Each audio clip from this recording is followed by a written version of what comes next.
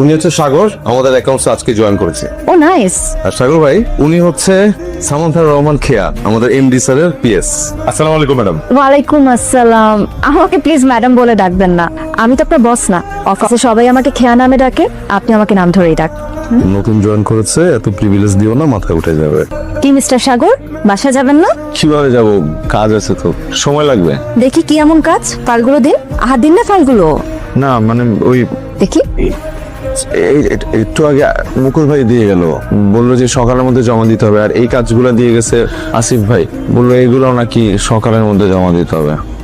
কিন্তু আমার তো ক্লিয়ারলি মনে আছে বস মিস্টার মুকুল আর আসিফকে এই কাজগুলো দিয়েছিলেন। আর ওরা তো আমাকে দিয়ে গেল, আমাকে এটা বলে যে আমি যদি কাজগুলো না করে দিই তাহলে নাকি আমার চাকরি থাকবে না, স্যারকে বলে দিবে। বুঝতে পেরেছি, দেখা যাবে কার কার চাকরি থাকে আর কার চাকরি থাকে না। আপনি চলুন আমার সাথে। না না, আপনি কিছু করবেন না প্লিজ।